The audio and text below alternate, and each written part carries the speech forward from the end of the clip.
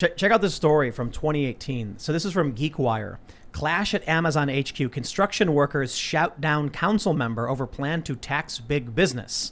So I don't know if you saw this story, but the videos went viral and it was absolutely hilarious. You had academic leftists wearing their, red salute fists shirts and Che Guevara. Shirts, yeah. And they were like, we want to tax this and we want to regulate this. And a bunch of guys in yellow vests and hard hats were shouting them down, protesting. Good for them. So these academic lefty types keep saying over and over again, we represent labor and the working class. They don't. No. They're the academic intelligentsia. Yep. They represent college kids who've never had a job. Yep. And these middle-aged dudes who work construction, who are actual labor, showed up and protested them. Oh, that was in Seattle. Yeah, it was in Seattle. We need to see more of this.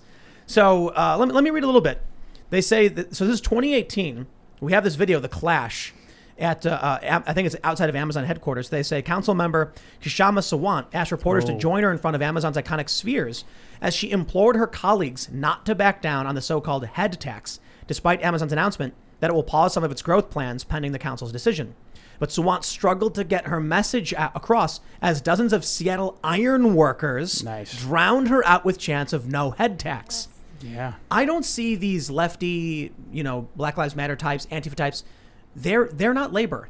They're not unions. Mm-mm. They're not workers. Right. The unions are, my understanding is that many of them split for Trump. There's a big shift. Yeah, definitely the worker bees of the unions. That's very red. I think very working class. But the people who run the unions. But the people who run they're in bed with the Chamber of Commerce and the Department of Labor. So yeah, I mean, I think that's just another reason why they have to have these narratives come in of racial inequality. Because if all the workers kind of woke up and realized they were being screwed by the same permanent class, they would have a huge problem. So right now in this country, and it's been this way for years, you have upper class, academic, intelligentsia, white collar workers claiming to represent labor. Right. They don't. But it is fascinating because if you look back at history when a lot of the philosophy and a lot of the ideologies were being written and conceived of, like Marx, for instance, there wasn't new classes have emerged. The middle class, it emerged at some point, upper middle class, upper lower class, lower middle class, upper lower, whatever. So you started to see all of a sudden regular people now becoming landlords. They weren't typically lords, but now there's like an expansion of different classes. And what happens is you end up with people who are fairly well off relative to everybody else, but they're not super wealthy. So they view themselves as labor. Well, I work for this big company. I work for this billionaire. Therefore, I'm not upper class. I am labor. But they make twice as much or three times as much as the guys who actually build buildings and farm the crops. Right. And now they're protesting as though they are the suffering, working class, but they're actually they're mid-level bourgeoisie. Yep. And most of them, to get that job, they had to go to college, and that's where the indoctrination started. So I think we could chip away at a lot of this, too, by waiving a lot of the college degree requirements, especially in government. If I get into office, I want to start hiring people that don't have college degrees. I want to waive the requirement that to work on my staff, you have to have university. Yeah, that's been a big trend over the past 10 years, actually. It's been growing and growing. As I just stated moments ago and, a little in a previous bit, I don't care for college degrees. If you have one, if you don't, it's meaningless to me. Yeah. You show me your portfolio, show me your passion, show me you can do the job and you want to do it, then I'm down and we can work together and we can make some cool stuff happen. But when I get people here's my resume, I went to college for this, I'm like, that means nothing to me. Right. Yeah. I used to hang out at colleges. You know what I saw? I saw people going to school for music production, just drunk all day. Just right. Yeah. They're just partying and drinking, and I'm like, and then I know some 16-year-old kid who was every day producing and making music and working with bands, and I'm like, and he knows 100 times more than that kid who went to college. Yeah. So your degree, I'm sorry, your piece of paper is great and all, but it means nothing to me. In fact, I'll tell you this. College degrees, in my opinion, detriment. You know why? Mm-hmm. People with college debt require higher salaries. That's right. And Absolutely. if the company can't afford it, you're going to lose out to the competition who can do the job and doesn't have the degree. But it's the perfect means of control. You have the ideological test there within college, and people get really good at following instructions. Then they're saddled with all this debt, so they have to go live in the pod and eat the bugs because they can't afford a house out in the country. They have to go live in this city. They can't afford to have kids, make families. It's a genius way to control. I really am not a fan of people saying like, I have no choice, I have to do it. I think about the people who got on boats and just landed on the shores of nothing. Yeah. Said, let's start building. Yeah. Imagine that like first ship that came from Europe to the United States. Just hardcore people. Lucky enough to meet in some circumstances, like, we have the story of the first Thanksgiving. Yeah. Like, hey, we're starving, it's winter, and the Native Americans like, we're gonna help you out. Yeah. And then there's a lot of bad history there for sure. Right. But outside of that, there were people who said, I'm gonna get on a boat for 3 months. 1 in 5 people will die on this journey, right? Literally just in the ocean before Yep. we even get anywhere. And then once we get there, nothing there. But we're going to do it. Now you have people who are like, I should be able to have a house. The houses exist. Give it to me. Yeah, exactly. So even people who, they get to degrees and like, I have no choice. I have to go move to the city. It's like, have you considered just living the way humans have lived? Like, why do you feel entitled to all of the luxuries of life? Right. I think about this. When I was on the Williamsburg Bridge in New York, free to use for everybody. Somebody paid for it. Somebody built it, but you just get it for free. That's the kind of thing that people don't understand. They don't realize how much work and suffering and sacrifice was done for them so that they can have all of these free things. Yeah. Now they're entitled to. Now they demand it. Yep. My attitude's always been like, dude, if I was in the middle of the woods and I was buck naked, that's zero. That's where I'm like, okay, I got nothing. I better get to work. Yeah. If I was, if I had a pointy stick, hey, I'm up 1. Yep. Like, I got stuff. This is good. Pointy stick's great. Yeah. No, but we're way beyond that. We live in luxury. We've got clean drinking water. We've got hot water. Yep. Even our homeless in this country are overweight. Yeah. Right. It's actually a problem. We should get them better food. They're eating bad food. But we're almost a victim of our own success. We definitely are. Now people are trapped in this entitlement mentality instead of realizing what life is and that you're entitled to nothing. So how do we get out of that? How do we get people back to the chopping the tree down, just to get the wood for the winter, to heat their homes, to be responsible for themselves and not demand all this stuff from cities, from governments? Yeah, I think we have a lot of work to do with messaging. Like, the more work that you do and the more independent you are, the more that you actually have your freedom. Like, we need to shift the culture from like, hey, you have all these things that are entitled to you. Like, by the time you're 30 years old, you should have a house. You're like, well, no, not really. Like, you should work hard enough to get a house. You should have the means to pursue life, liberty, and the pursuit of happiness. That's what's so great about this country. But that doesn't mean anything's guaranteed. Now, this is where I think many on the left and the right will probably agree. Well, I should say many on the left who are paying attention. It used to be a lot easier to buy a house. It did. The housing market wasn't as crazy, but the issue is the Federal Reserve. The system we have where Joe Biden is able to just snap his fingers and flood the market with money, strips everyone's ability, it hyperinflates. Yeah. It strangles the market, and so it is getting harder and harder to buy that house. Yeah. My attitude is, man, I'm not going to be demanding of anyone else. I'm responsible for myself, and if I have to go live in a cardboard box because that's what I have and have access to, like, well, you know what? No one's got to build anything for me. Right. So I'll go into the middle of the woods and I'll hike into the mountains and I'll figure something out. I'll live in a bus in Alaska if I have to, beaten down.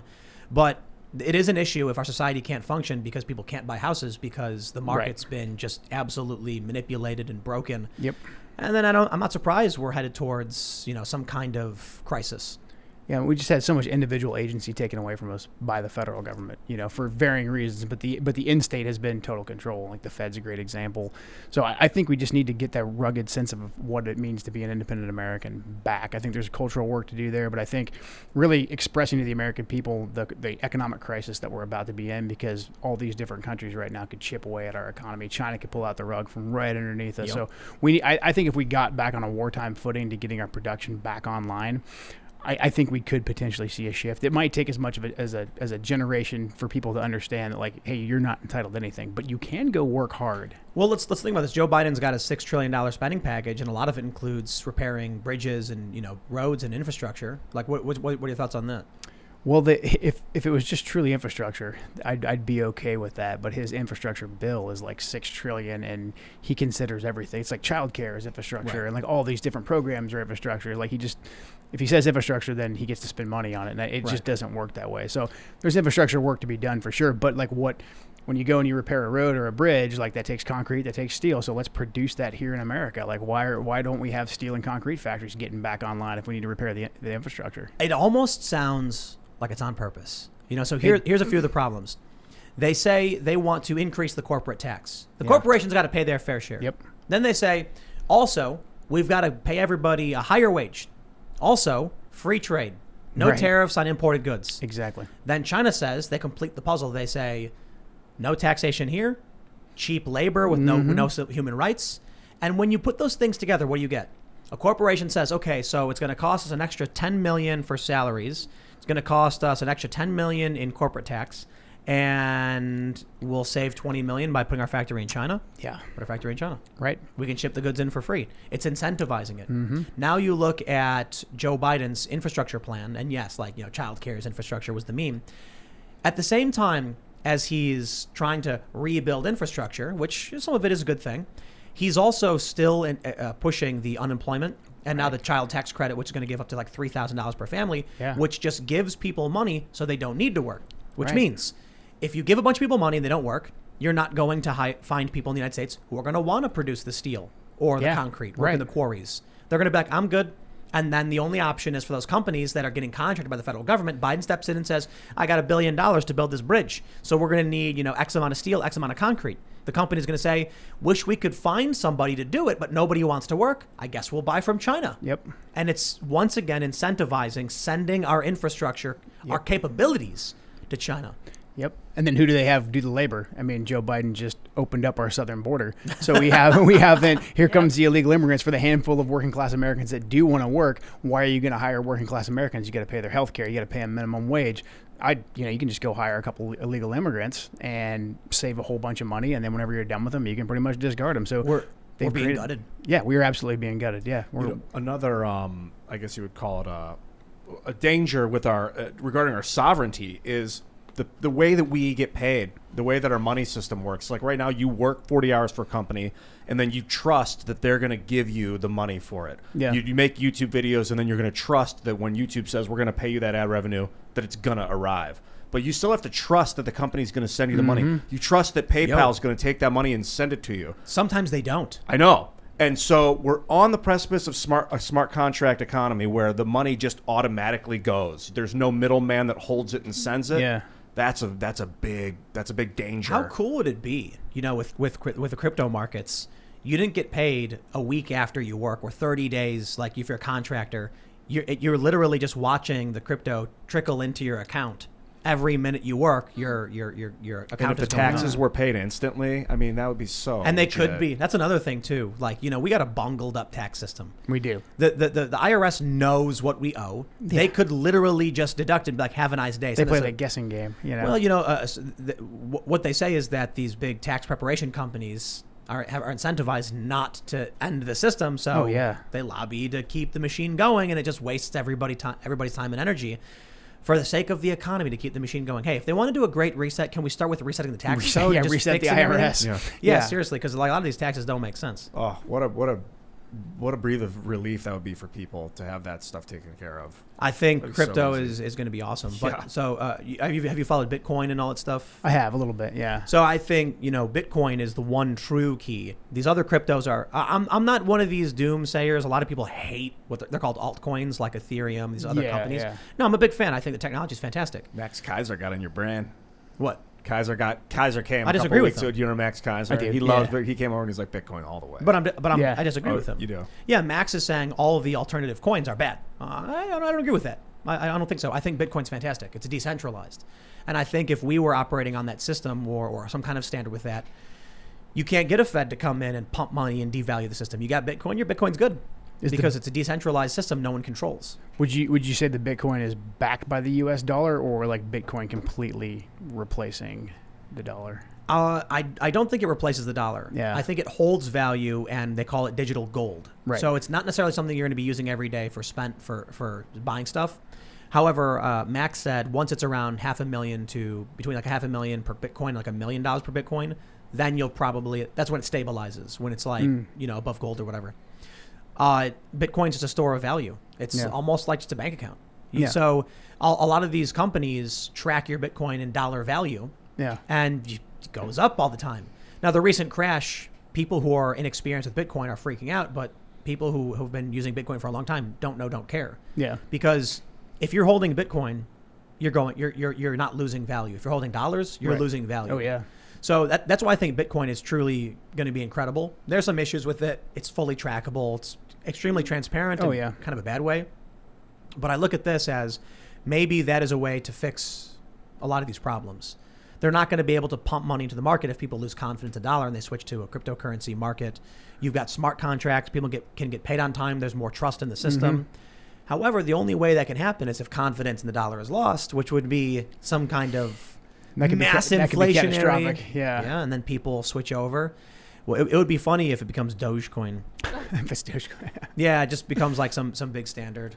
Yeah, I don't know though. I'm confident, and if I were to make a bet, I'm not giving anybody advice, I wouldn't be surprised if in 10, 15 years we were on a Bitcoin standard of some sort. If you look at the trends, like the banking trends, that makes a lot of sense. You know, Yeah. the CEOs of JP Morgan, other Yeah. bankers are fully on board. I think as long as we controlled that, and then we actually were a production-based independent country, that wouldn't be a huge deal. I think if China goes and says like, hey, the US dollar is so worthless, you guys need to buy into whatever China coin or some sort of form of Chinese Bitcoin, like that could be a major problem for the entire world. And I'm sure that's what China, I mean, absolutely. Again, with the way that we're running up our debt, like they could do something like that fairly easily. That's what's scary. Yeah, if we don't do this right, and I think we're not. No, China could absolutely create a centralized coin and then could. replace the reserve currency and say we only do business in China coin. That's the smartest way to fight us, really. I mean, Thucydides' trap of like us going and duking it out and shooting with China, like I don't think that's necessarily going to happen. But if I were China, I would just continue to purchase our debt so we gain the confidence that's always going to be there. We keep printing money. They keep watching us eat ourselves alive with critical race theory and racial tensions. And then at the time of your choosing, you choose to pull out and stop buying our debt. Yep. I thought about this a long time ago. And I was like years ago, maybe like a decade ago. I was talking to my friend and I was like, man, what if China just one day said, yo, we're not going to make your stuff anymore? Yeah. We would just instantly be like cut off from everything. We'd be sitting here holding an empty bag. And I was like, man, what if they said that and then declared war? Right. We're totally screwed. Yeah. So I guess we can just fire the missiles, but Right. then what? Yeah, then what? Yeah, exactly. Maybe that's intentional because they say that it prevents war, right? They want these free trade agreements so that we can't go to war because the U.S. is too dependent upon China. No, it sounds to me like when you look at what's going on with international trade, China's been exempt from everything. They talk about climate change and reducing carbon emissions. How often do they mention China? Right. And China just says, we're not going to do that. That's for the rest of you guys to beat each other up with. They build new coal power plants. Right. Thanks for checking out this clip from the Timcast IRL podcast. If you want to see the full show, come back to this channel, youtube.com/TimcastIRL, Monday through Friday at 8 p.m., where you can leave comments and super chat, and we actually will read your comments on the show. Don't forget to like, share, subscribe, and if you want exclusive members-only content, segments you can't get anywhere else, go to timcast.com, become a member, and we even have full bonus episodes. Thanks for hanging out, and we'll see you all next time.